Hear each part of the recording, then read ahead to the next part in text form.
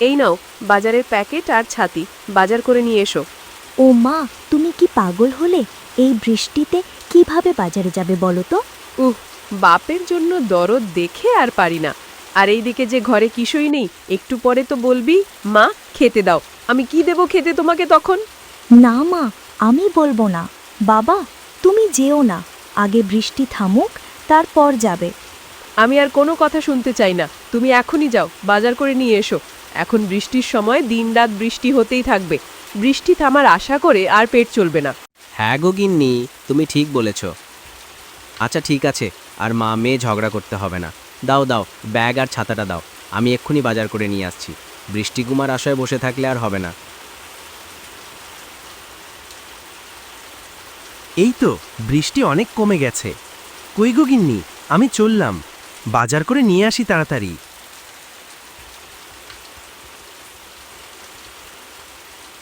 ওরে ওরে নিয়ে যাও, একদম তাজা তাজা সবজি নিয়ে যাও। আলু, পটল, ঢেঁড়স, মিষ্টি কুমড়া, ভেন্ডি নিয়ে যাও। ও ভাই, আমাকে 2 কেজি আলু দাও তো। 2 কেজি? বৃষ্টি শুরুর পর থেকে এত আলু তো আর কেউ কিনেনি। তা ভাই, দামটা জানো তো? সে না জানার কি আছে, আলু 10 টাকা কেজি।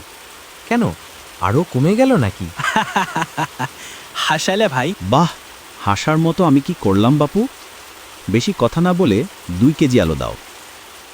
আলুর কেজি একদম 200 টাকা। এখন বলো কত কেজি দেব? পাগল হলে নাকি? ইয়ার কি মারার জায়গা পাও না? আলুর কেজি 200 টাকা কিভাবে হয়?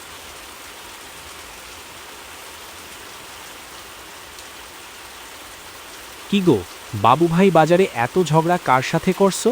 ওরে হবু, 2 কেজি আলু চাইলাম আর বলে 200 টাকা কেজি। আরে সর্বনাশ! বলি, টাকা কি গাছের পাতা নাকি নাকি তুই আলুতে হিরে জহরত মিশাইছিস? এখন তো কয়েকদিন ধরেই জিনিসপত্রের দাম বেড়ে গেছে, বর্ষা চলছে বলেই এমনটা হচ্ছে। অরি শুনলাম বর্ষাকালে জিনিসপত্রের দাম নাকি কমে যায়, কিন্তু এখন তো দেখছি একেবারে আগুন। আচ্ছা, এখন যাই, বৃষ্টি আবার জোরে নামলো। ভাই, দাম একটু কমাও। এই দাম হলে তো না খেয়ে মরে যাব। না রে, দাম একটুও কমবো না, যা বলছি তাই। নিতে চাইলে নেও, না হলে হাঁটা দাও এখান থেকে। আচ্ছা, পটলটা কত করে? আলু 200 টাকা, পটল 80 টাকা, কোলা 90 টাকা, ভেন্ডি 70 টাকা, করলা 70 টাকা, পেঁপে 80 টাকা, বেগুন 120 টাকা, মিষ্টি কুমড়া 90 টাকা। এখন বলো কি নেবে? এত তো দেখি সোনার দামে সবজি বিক্রি হচ্ছে। আচ্ছা, একটা কাজ করুন, আলু দিন 300 গ্রাম, পটলও 200 গ্রাম দিন। আর কিছু দিব নাকি ভাই? না না, আর কিছু লাগবে না। সবজির যে দাম! এই নাও তোমার আলু পটলের টাকা।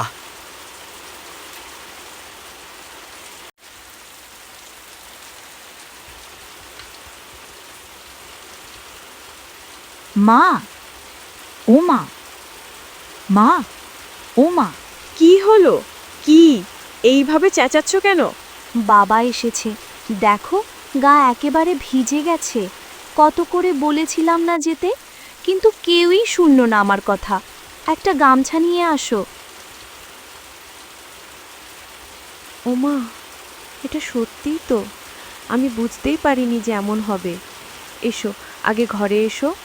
এই নাও গামছাটা নাও, আগে মাথাটা মুছে নাও, ভেজা শরীরে থাকলে জ্বর হয়ে যাবে যে। এই নাও তোমার বাজার।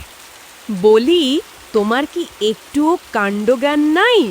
এই সব কি এনেছো? 4টে আলু, 3টে পটল, 5টা ভেন্ডি, এ আবার বাজার হলো নাকি?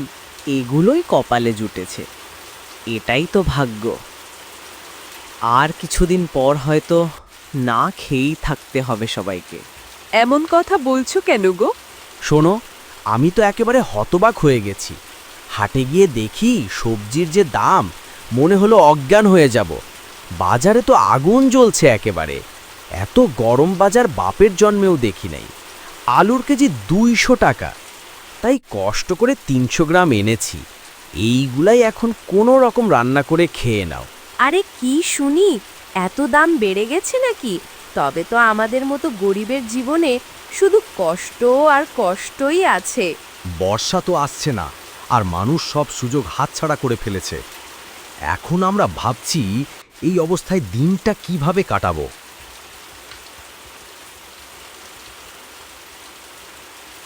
বাবু ভাই, ও বাবু ভাই।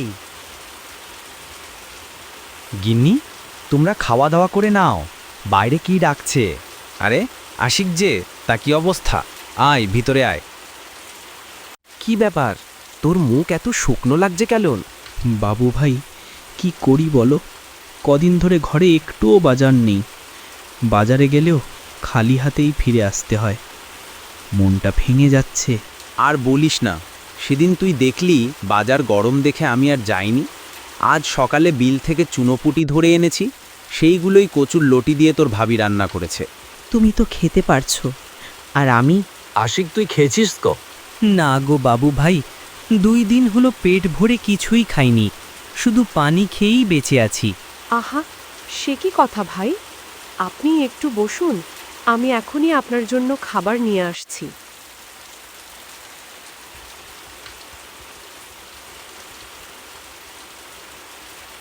বেশি কিছু তো নেই, এই ভাতটুকুই খেয়ে নাও, হয়তো খেলে শরীরটা একটু ভালো লাগবে।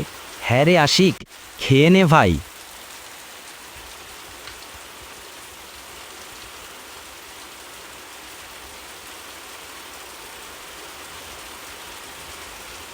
আশিক রে, কেন কাঁদছিস?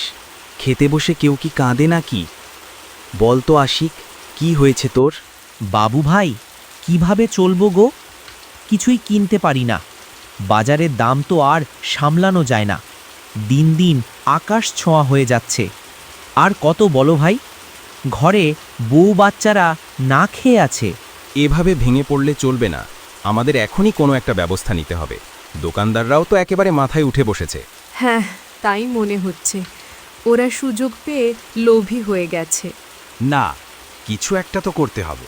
ঠিক আছে, শোন, কাল আমরা দুজনে বাজারে যাব, গিয়ে দেখে আসব বাজারের অবস্থা, তারপর বাকি চিন্তাটা ভাবা যাবে। এখন খেয়ে নে।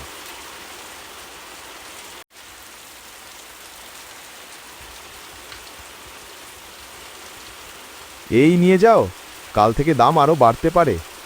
তাজা তাজা সবজি নিয়ে যাও এক্ষুনি। ভাই দেখেছো, মানুষ এতটা সহ্য করতে পারে নাকি?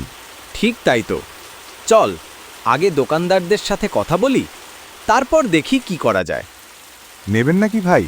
তবে দাম কমানো সম্ভব না, এইটা আগে বলে দিলাম।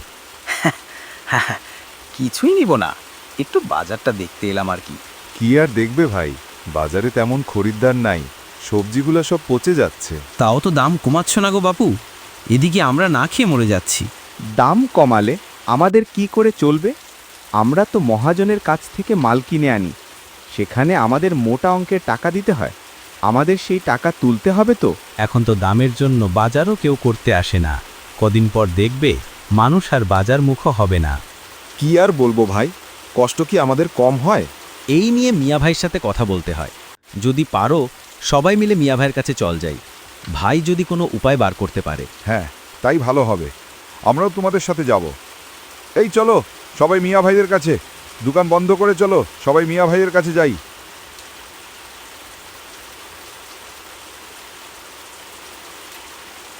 আরে বাবা, কি হচ্ছে আজ? সবাই একসাথে আমার বাড়িতে, তাও আবার এই বৃষ্টির মধ্যে। এই যে শোন ভাই, আর কোনো পথ নেই বোধহয়। গ্রামের অবস্থা এমন দাঁড়িয়েছে, কদিন পরে যদি কিছু না হয়, মানুষ না খেয়ে একে একে মারা যাবে। শোনো ভাই, তোমরা আসার আগেই আমি গিন্নির সাথে কথা বলছিলাম। বাজারে নাকি এখন সবজির আগুন দাম, গ্রামের মানুষজন যে কষ্টে আর টিকতেই পারছে না। ভাই, আপনি কিছু একটা করুন। আমি কিন্তু বাজারের সব দোকানদারদের একসাথে এখানে নিয়ে এসেছি। এখন আপনিই বলেন কি করা যায়। বড় ভাই, আমরা কি ইচ্ছে করে দাম বাড়াই? মহাজন যখনই বেশি দামে মাল দেয়, আমাদেরও তো বাধ্য হয়ে চড়া দামে বিক্রি করতে হয়। আমরা কম দামে দেব কিভাবে বলো? আমরাও তো মানুষ, আমাদেরও সংসার আছে, খেয়ে পরে বাঁচতে হয়। ভাই, একটা কথা ভাবছিলাম, কিছু মনে না করলে বলি? হ্যাঁ বল সুমি। যদি সব দোকানদাররা সবজি না কেনে আর যা আছে তাও ফেরত দিয়ে টাকা তুলে নেয়, তখন বাজারের অবস্থা কেমন হবে? কথাটা তুই মন্দ বলিসনি রে বাবু। বাবু ভাইয়ের কথাই যুক্তি আছে। যখন দেখবে কেউ তার কাছ থেকে কিছু নিচ্ছে না, তখন সে নিজেই বাধ্য হয়ে দাম কমিয়ে দেবে। হ্যাঁ হ্যাঁ, এটাই ভালো হবে মনে হয়। আমরা বরং তাই করব। ঠিক আছে, তবে সে কোথায় রইল? তোরা সবাই যা মহাজনের কাছে, আর দেখ কি হয়।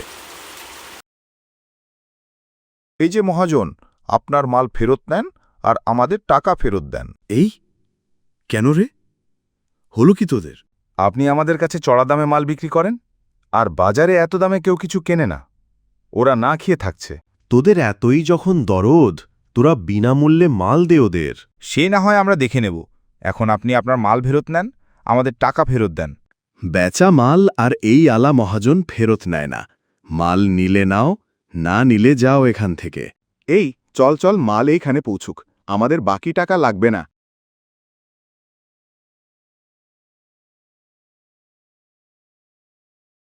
আরে বাহ, আজ বাজারে এত ভিড় কেন?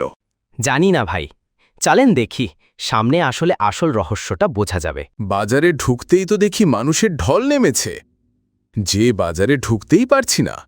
কি হয়েছে আজ? আরে মিয়া ভাই যে আসেন আসেন, এই সব হয়েছে আপনাদের বুদ্ধির কারণে। কেন ভাই, কি হয়েছে? আসল কথাটা বলো তো দেখি তাড়াতাড়ি। আচ্ছা ভাই, তাহলে শুনেন।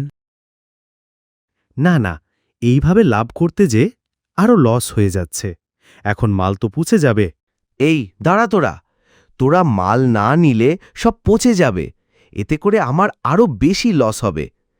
একটা কাজ কর, মালগুলা তোরা নিয়ে যা আগের থেকে অর্ধেক দামে। এই তো এসেছে এবার লাইনে। আমরা তো এইটাই চাইছিলাম, সবাই যেন মাল কিনতে পারে। এই তোমরা যার যার মাল সাথে করে নিয়ে যাও, আর কাল থেকে দাম কমিয়ে দেবে। এইবার উচিত শিক্ষা হয়েছে। লোভে পাপ আর পাপে লোকসান।